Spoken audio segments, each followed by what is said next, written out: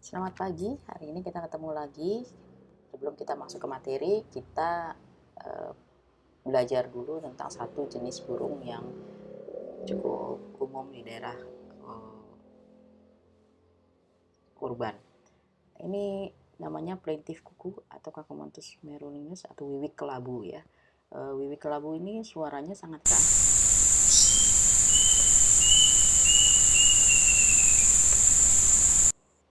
Nah, jadi biasanya burung ini kalau di sekitar rumah tuh kadang-kadang kita sering dengar ya, kalau apalagi kalau rumah kita masih ada pohon-pohonan, biasanya kita masih dengar suara burung tersebut, tapi jarang sekali kelihatan. Ini termasuk famili Cuculidae ya. Jadi burungnya jarang sekali terlihat tapi suara yang terdengar.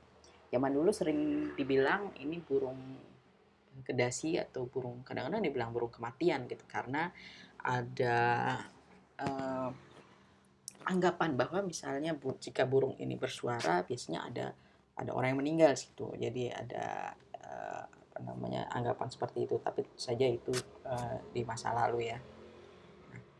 Baik, kita sekarang mulai dengan avian breeding dan mating system. Jadi sistem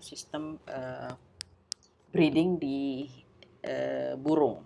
Jadi burung itu mempunyai variasi sistem ya mating yang sangat bervariasi.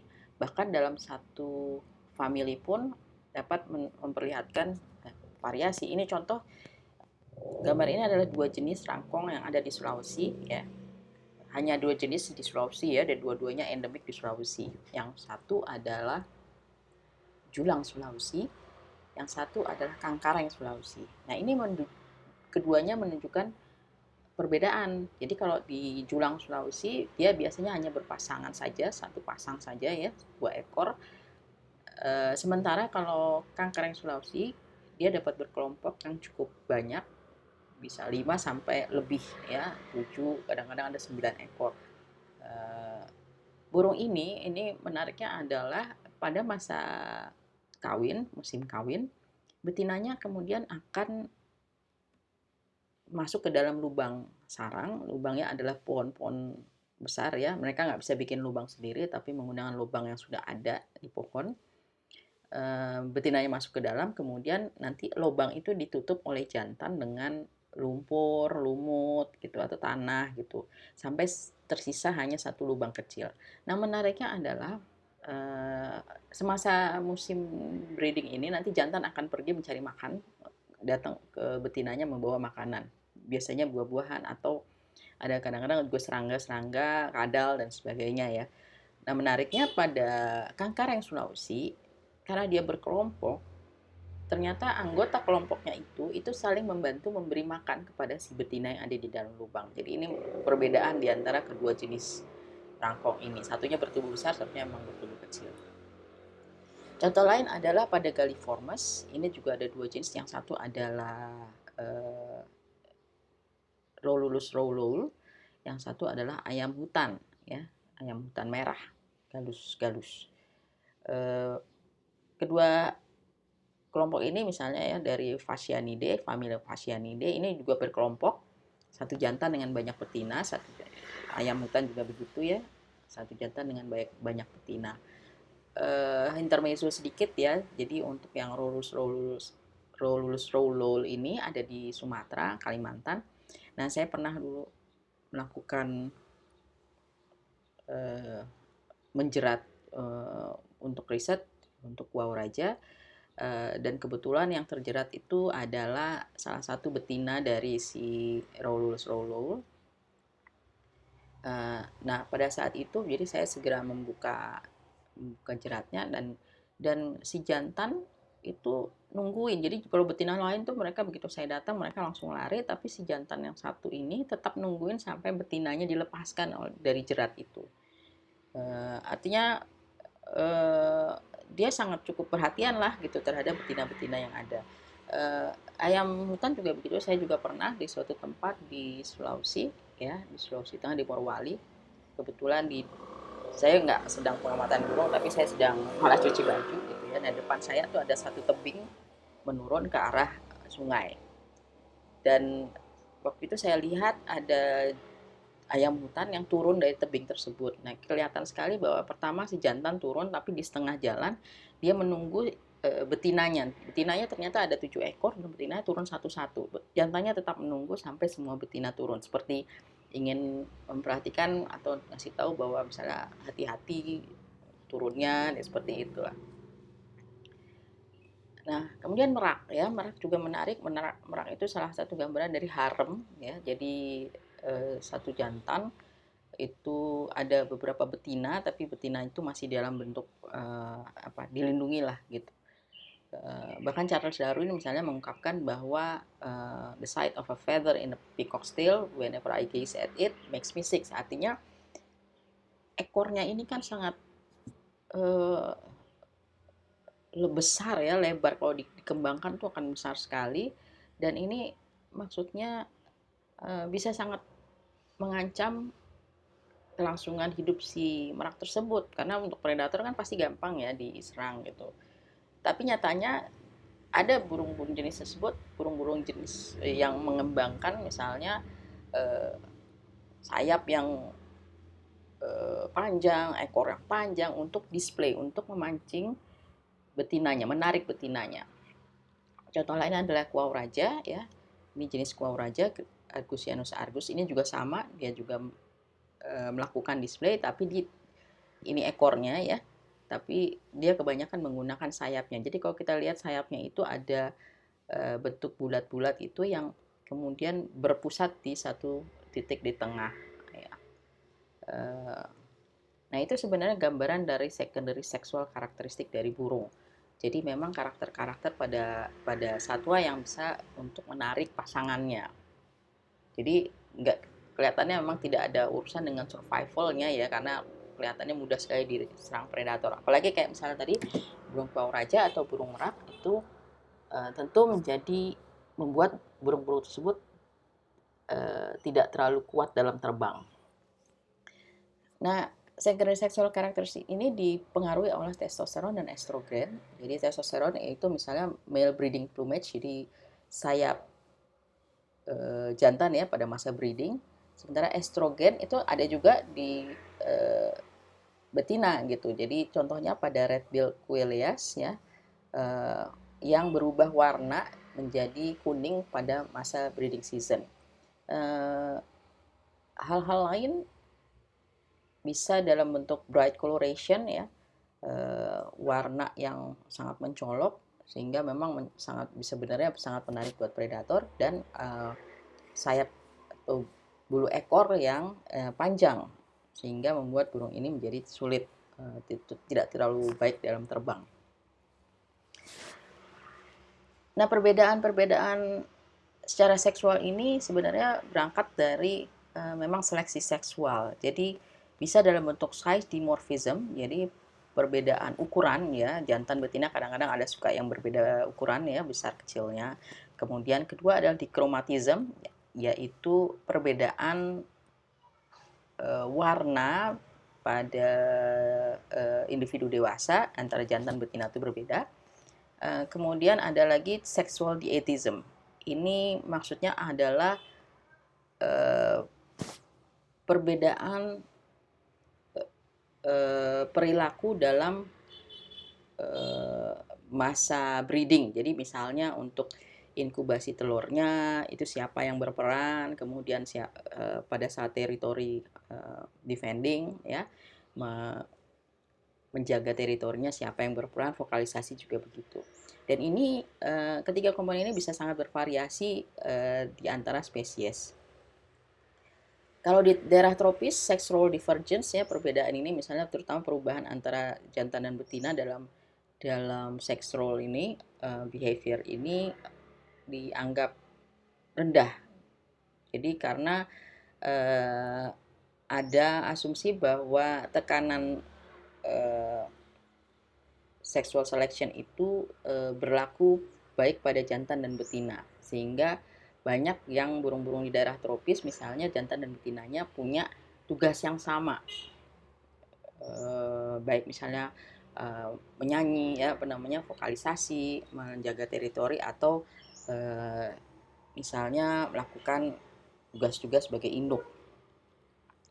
Jadi keanehan-keanehan misalnya contohnya sex related peculiarities dikontrol oleh testosteron ya pada Wilson Phalaropes, ini ada sexual reversal. Jadi berubah di sini. Harus biasanya kan betina yang menjaga anaknya, tapi di sini dibalik betina yang misalnya melakukan penjagaan teritori, sementara yang melakukan parental care adalah jantannya. Nah ini contoh tadi yang red bill quelea ya, antara betinanya. Jadi kita lihat ini warna ininya berubah nih. Jadi pada breeding misalnya menjadi yellow, perubahan paruhnya. Kemudian ada juga misalnya kita lihat sexual selection pada widow birds. Ini adalah jenis burung di Afrika yang sebenarnya adalah polygynous. Ya. Nanti kita lihat polygynous apa. Dia bersarang di padang rumput yang cukup terbuka ya.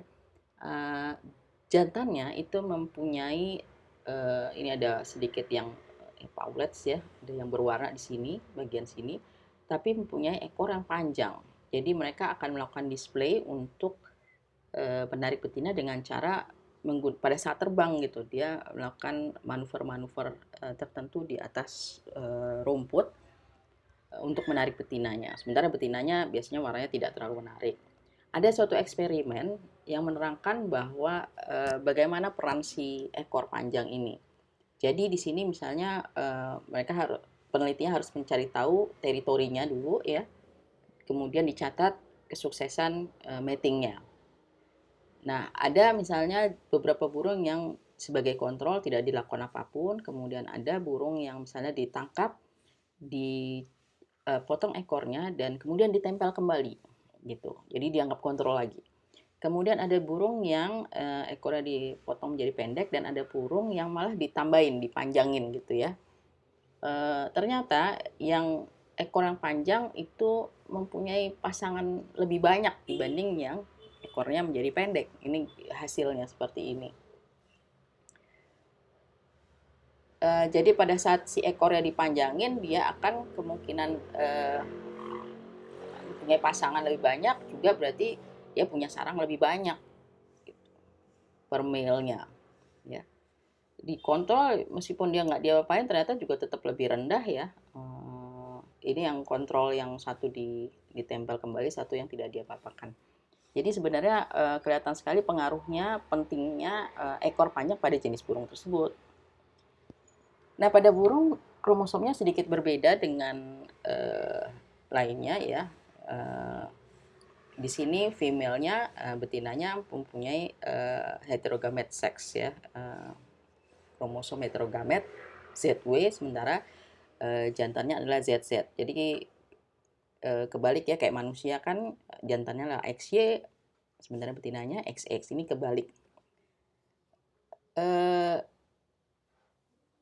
Jadi ini contoh pada Ratites ya. Ratites itu salah satu kelas dari burung yang tidak dapat terbang. Contohnya pada kasuari ya, kasuari, burung unta gitu kan nggak bisa terbang. Ternyata dia kromosom ZZ dan ZW dan ZZ-nya ternyata hampir sama. Jadi biasanya kalau heterogamet, salah satu kromosomnya akan lebih kecil, lebih pendek. Tapi di sini dia hampir sama. Jadi ya mungkin ada peran juga di dalam kemudian nanti bagaimana dia melakukan matingnya. Organ reproduktif sendiri itu biasanya pada musim non breeding akan tereduksi, mengecil ya. Sementara kemudian ejakulasi itu terjadi di spermanya berada di kloaka ya, jadi sudah berada agak di luar, sehingga caranya adalah pada burung tuh biasanya adalah cloacal kiss, jadi pertemuan kloaka lah gitu, karena mereka nggak punya eksternal genitalia. Nah betina sendiri banyak yang dari burung dapat menyimpan sperma itu, sehingga bisa misalnya terjadi jika ada beberapa jantan ya yang melakukan mating dengan betina, dia bisa memilih si betinanya bisa menyimpan sperm dari male yang sebelumnya. Uh, jadi dia mungkin dilihat dulu male-nya yang mana. Nah, kemudian keturunannya sendiri ya untuk anaknya ya, telur-telurnya ada dua tipe juga. Yang pertama adalah precocial atau nidifugus ya. Ini jenis burung yang menetasnya dengan anak-anaknya yang menetas tuh matanya sudah terbuka, dia sudah diliputi oleh bulu down feathers, dan dia bisa keluar, bisa langsung pergi dari sarang dalam 2 hari. Ya pada bebek, pada puyuh, segala shorebirds itu banyak sekali seperti itu. Kemudian satu lagi adalah altricial atau nidicolous, di mana saat menetas anak ini matanya masih tertutup, sedikit sekali bulu, dan nggak benar-benar belum bisa pergi dari sarang. Jadi memang harus dikasih makan sama induknya. Seperti banyak dari songbird, woodpecker, itu banyak sekali jenis-jenis burung lainnya yang sifatnya altricial. Nah, bagaimana burung itu bertelur ya? Itu ada juga yang disebut indeterminate layers. Jadi burung-burung yang misalnya bertelurnya jumlahnya tuh udah fix, jumlah telurnya, atau indeterminate. Jadi dia dapat bertelur kembali gitu. Misalnya jika misalnya ada telur yang dipindahkan dari sarangnya, diambil dari sarangnya, dia bisa bertelur kembali. Tapi determinan biasanya enggak. Kalau udah telurnya diambil, dia nggak bisa bertelur lagi, harus menunggu masa breeding selanjutnya gitu. Ini contoh dari Northern Flicker. Northern Flicker itu sejenis apa namanya, burung pelatuk ya. Bahkan dia dapat mengeluarkan telur sampai 71 dalam 73 hari. Jadi hampir tiap hari lah. Nah, spesies dengan precocial young ya tadi bisa langsung pergi ya, karena clutch size-nya juga besar ya, ukuran banyak telurnya juga banyak. Nah, evolusi dari clutch size ada beberapa teori. Contohnya adalah pertama hipotesis dari lag atau David lag ya. Artinya untuk memaksimiskan jumlah telur, sebenarnya clutch size itu bisa dimaksimiskan ya, sesuai dengan kemampuan parents, kemampuan induknya, tapi kemudian menurun gitu ya. Karena makin banyak tentu saja induk tidak bisa melakukan parental care-nya. Tapi ternyata tidak terlalu tepat untuk jenis-jenis yang precocial. Ya, karena pada jenis yang precocial si induknya kan tidak punya kewajiban ngasih makan lagi. Anaknya biasanya udah langsung cari makan. Jadi tidak terlalu tepat di situ evolusi itu. Kemudian teori yang kedua adalah trade-off hypothesis.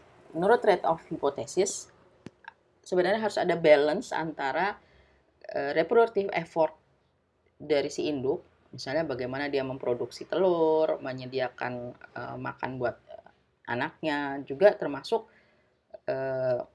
future reproductive potential dari si parentsnya itu. Artinya dia harus, parents juga harus, itu induknya harus berpikir bahwa dia harus mampu hidup di masa breeding selanjutnya untuk bertelur kembali gitu. Karena jadi begini, kalau jika class size itu makin banyak gitu ya, makin besar pada suatu masa breeding, ditakutkan adalah ini dapat meningkatkan mortalitas dari si induk. Jadi dia nggak bisa sukses di masa breeding berikutnya. Jadi memang harus ada balance di situ. Dan inti dari trade-off ini adalah memang bagaimana induk itu bisa maksimalkan kontribusi dari memaksimalkan lifetime reproductive contribution-nya gitu, kehidupan reproduktifnya dia.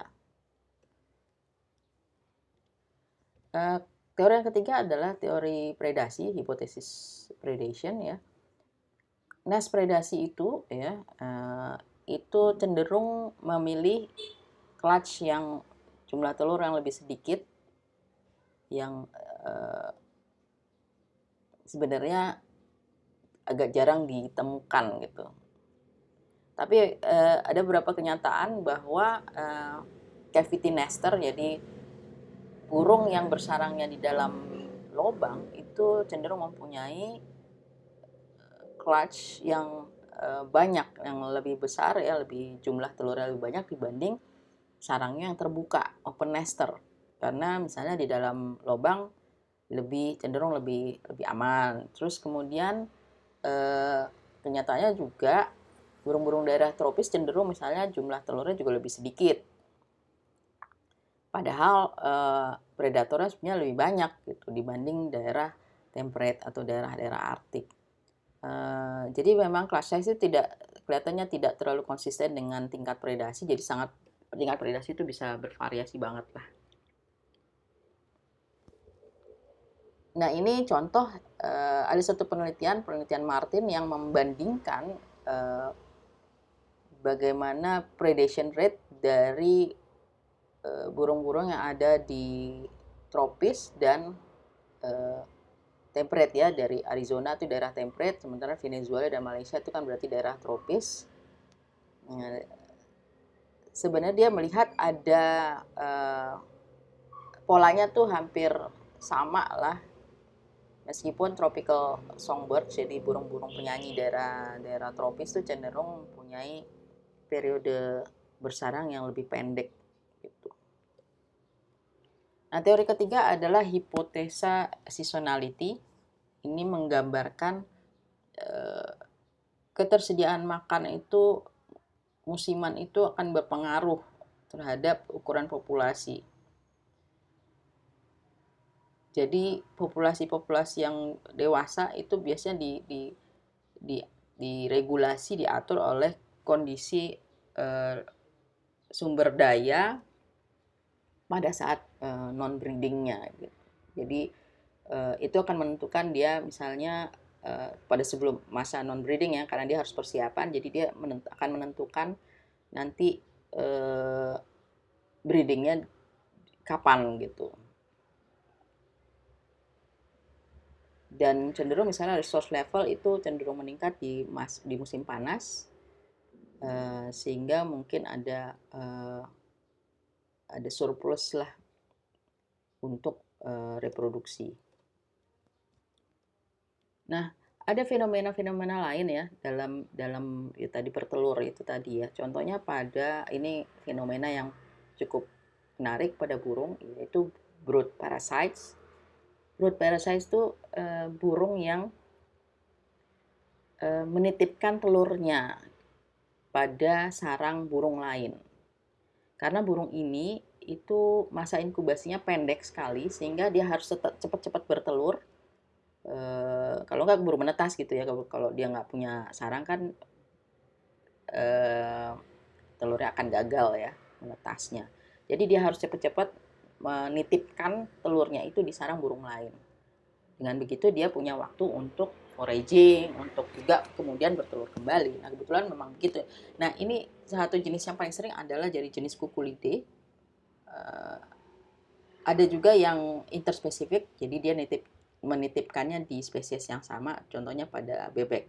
Ada kalau intraspesifik pada Cuculidae ini, kuku ya, burung kuku. Dan dia menitip sarangnya juga pada burung-burung yang ya nggak ada hubungannya sama dia gitu. Bahkan ini misalnya ini induknya kan kecil sekali, tapi dia titip, jadi anaknya bisa penuh di sarangnya itu. Kadang-kadang sama, tapi dia warnanya juga tetap bisa berbeda gitu. Ini juga contoh misalnya brown headed cowbird, bahkan suatu saat dia bisa punya 221 host species ya. Jadi naruh satu telur di setiap sarang burungnya. Telurnya cenderung mimetik, ya artinya mirip, tapi bisa juga tadi yang berlainan. Dan induk host ini biasanya juga tidak ada yang memang dia mencoba mengangkat juga atau memindahkan telur tersebut, tapi biasanya kalau dia melakukan itu, dia akan diserang sama si kuku ini. Jadi biasanya di situ, dan ini nanti kalau menetas, anak-anak kuku ini dia secara insting dia akan berusaha minta makan lebih dulu ya, mendapatkan makanan lebih dulu, misalnya dengan cara entah dia karena lebih besar ya, lebih cepat besar, dia dapat duluan, atau dia mendorong, eh, kalau belum menetas dia bisa menetas duluan kan, jadi dia mendorong telur yang lain atau mendorong anakan burung lain yang kalau sudah menetas, bisa seperti itu. Dan ini banyak terjadi di daerah tropis, terutama bahkan ada indikasi dengan makin banyak deforestasi, kondisi biodiversitas ini bisa makin meningkat. Nah, kemudian kita masuk ke dalam mating system ya. Tipe-tipe mating pada burung tuh ya ada beberapa: monogami, poligami, polyginy, polyandry, polyginandry, dan promiscuity. Jadi monogami tentu saja sepasang saja ya, jantan betina cukup. Poligami itu banyak pasangan. Bisa dijelaskan macam-macam, yaitu polyginy ya, banyak betina, polyandry banyak jantan, polyginandry ya, baik jantan maupun betina. Kemudian ada promiscuity, mix ada di sini, campuran. Nah, monogami itu termasuk yang paling banyak di dalam dunia burung ya, sampai 92% di dunia tuh melakukan monogami. Biasanya selalu ada parental care ya, selalu ada parental care karena memang mereka harus menyiapkan sarang, dan anaknya biasanya kalau menetas belum berbulu, jadi memang harus ada parental care di situ. Tapi ada variasi-variasi dalam monogami, yaitu perennial monogami. Jadi monogaminya berlangsung secara long term ya pada geese atau cranes ya, jenis-jenis burung seperti itu. Kemudian ada seasonal monogami, jadi dia akan membentuk pasangan hanya masa breeding season saja, setelah itu dia bisa ganti. Kemudian juga ada satu hal adalah biarpun monogami, pada burung juga terjadi extra pair fertilisasi. Jadi sebenarnya dia mencuri-curi cari pasangan lain lah. Nah, tapi ada menarik juga pada common crossbill ya. Ini lihat crossbill, jadi paruhnya seperti ini ya, kayak berlawanan gitu. Di sini extra pair paternity itu ternyata penelitian ini malah tidak menemukan, jadi hampir tidak menemukan adanya extra pair paternity. Jadi ini malah dianggap exception ya, malah dianggap pengecualian di dunia burung, karena rata-rata biasanya ada extra pair paternity. Common crossbill ini hidup pada kondisi lingkungan yang cukup sulit ya, sehingga mungkin juga menyebabkan mereka penting sekali fokus pada paternal care-nya ini ya, parental care, dan dia nggak punya waktu untuk mencari pasangan lain. Kemudian kita masuk ke poligami. Poligami contohnya tadi polyginy, polyandry, dan promiscuity ya. Polyginy itu jantan dengan beberapa betina, itu 2%-an di dunia. Polyandry, satu betina dengan beberapa jantan, malah kurang dari 1%. Ada satu lagi promiscuity, mating with one another. Ya, jantan dengan banyak betina, betina dengan banyak jantan gitulah. Itu sampai 6%. Nah, polyandry ya. Polyandry ini karena betina punya beberapa jantan, maka jantan di sini akan melakukan parental care di situ. Dan jadi di polyandry terbalik ya, burung kan biasanya jantannya yang menarik warnanya, tapi di sini malah betinanya yang menarik dan dia lebih agresif. Jadi memang di sini ada sex reversal, contohnya pada shorebird, phalaropes, jacanas, dan lain-lain ya, di burung-burung air lah. Ada dua jenis, yaitu simultaneous polyandry dan sequential polyandry. Pada simultaneous polyandry, setiap female ini akan mempunyai teritori yang cukup besar, dan di dalam teritori tersebut itu ada beberapa teritori-teritori kecil, di mana di situ ada jantannya. Masing-masing ada jantan yang menunggu melakukan parental care terhadap anaknya ya. Contoh di Northern Jacanas, di sini female akan melakukan mating dengan beberapa jantan dalam satu hari ya, membentuk pair bonds.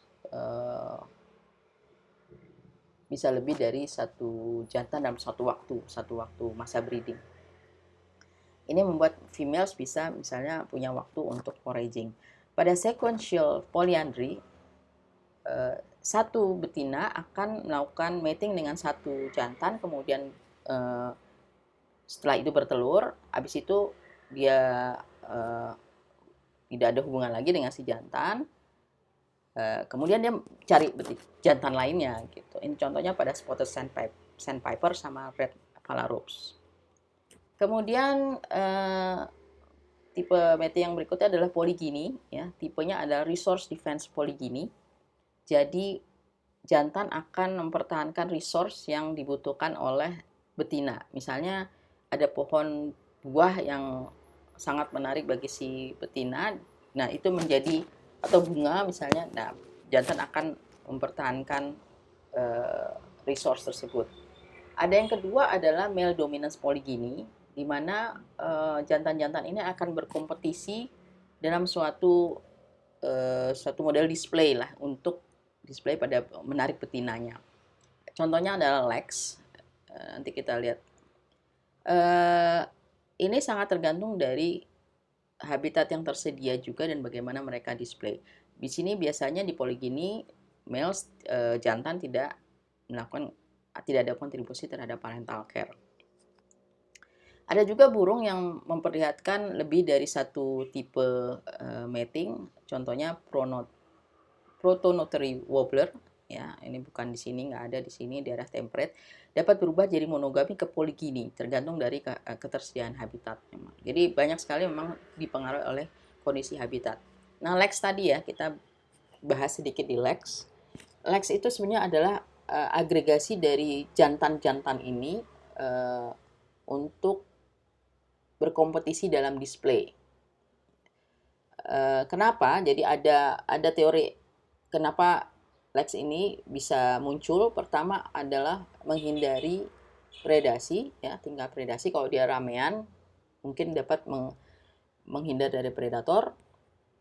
Kemudian dengan dia bergabung ini, dia dapat langsung memfasilitasi perbandingan oleh si betina, ya. Betina langsung bisa melakukan perbandingan di suatu saat itu. Kemudian juga jantan bergabung pada lokasi-lokasi yang punya probabilitas tinggi untuk bertemu dengan betinanya. Ada dua tipe, yaitu classical Lex, ya, di mana jantan akan bergabung yang dapat saling melihat satu sama lain. Kedua adalah exploded Lex, jadi sangat bergantung pada vokal signal. Contohnya pada kuau raja, Great Argus, ya, kuau raja, Argusianus argus. Karena di daerah tropis itu jarang sekali kan ada tempat terbuka cukup lebar. Nah, dia masing-masing misalnya berkompetisinya melalui suara dulu. Jadi nanti akan bersaut-sautan. Nah, ini contohnya pada grouse tadi, ya, sage grouse. Dia akan berkumpul di suatu lokasi, ya. Betina, sehingga betina bisa langsung ke sini dan dia bisa langsung lihat. Ini sebenarnya kayak display juga nih, yang kores seperti ini betinanya. Kita lihat dulu, ada satu film.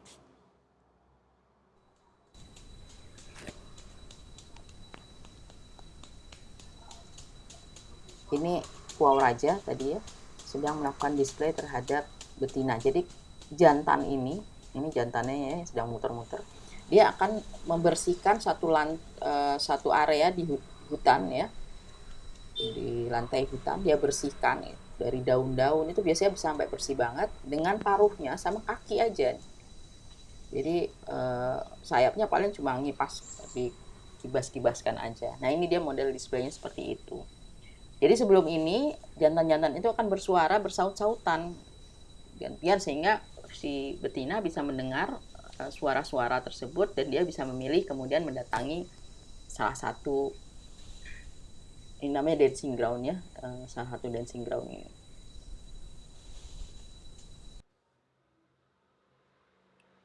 Nah, ini gambaran, ini salah satu penelitian saya dulu waktu saya S2. Ini saya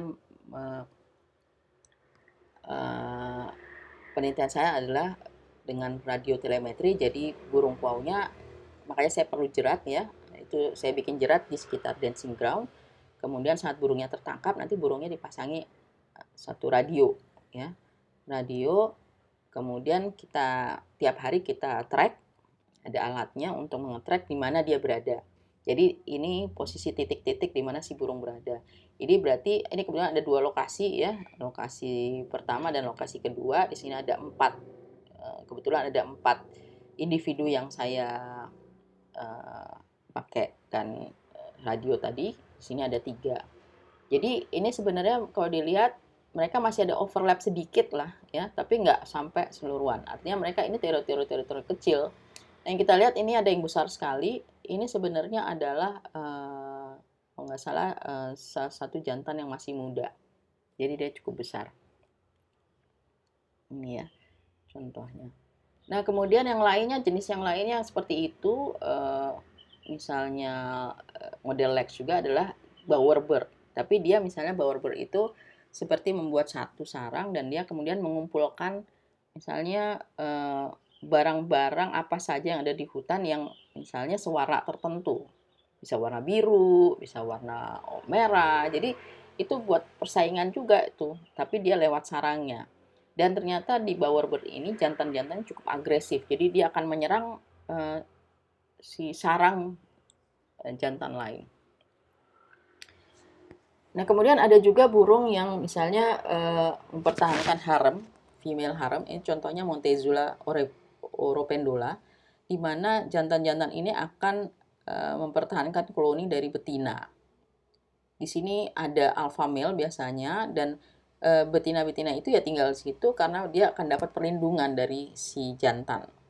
Jadi berbeda dengan misalnya model kuau raja, di mana setelah kawin betina sendiri, habis itu sendiri. Kalau ini mereka tetap di situ.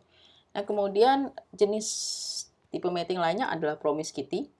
Promiscuity itu mating with one another, jadi bisa saling, jantan punya banyak betina, betina juga bisa punya jantan, banyak jantan, tidak ada hubungan yang jangka panjang, dan mereka tidak membentuk pasangan yang cukup lama.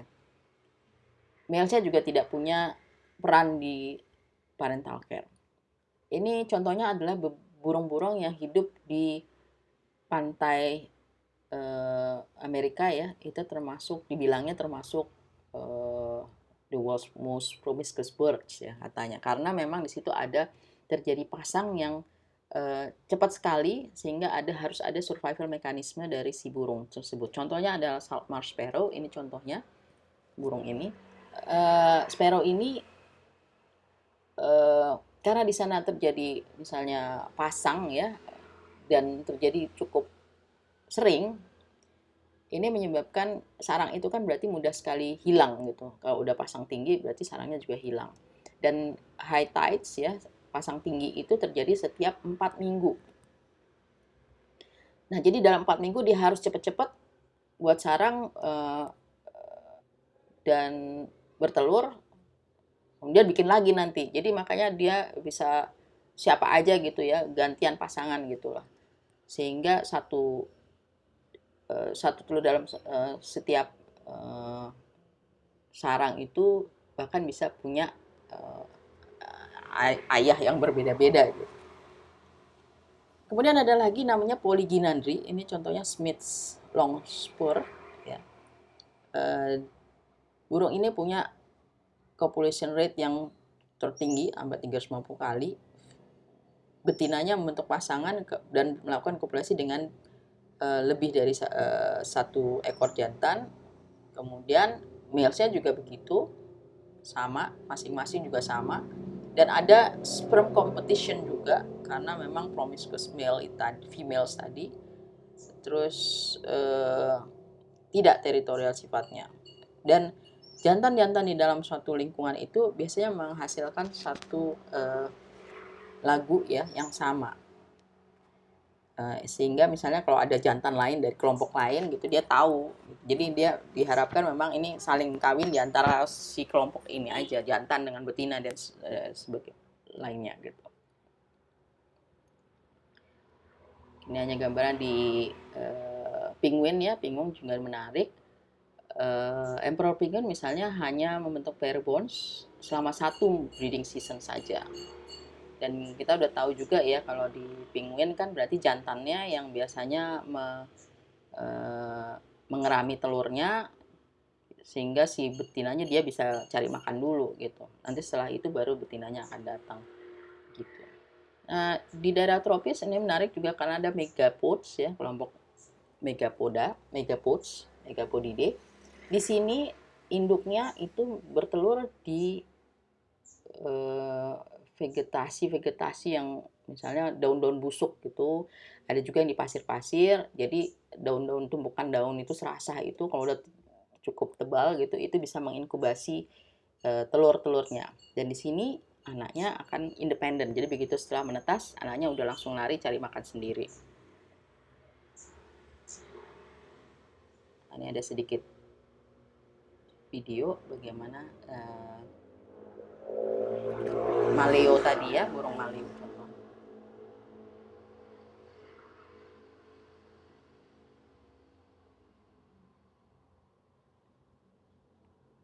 Nah, ini dia kita lihat ya. Ini maleonya kemudian bersarang.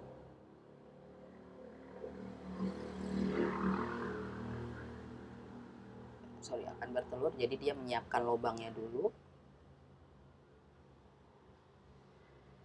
Menggali lubang, kemudian dia akan bertelur.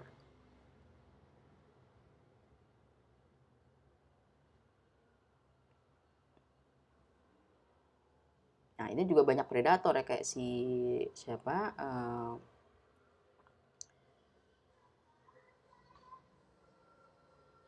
Monitor lizard gitu itu predator juga itu biawak ya. Nah, ini ada misalnya program-program penetasan maleo ya membantu untuk konservasi maleo.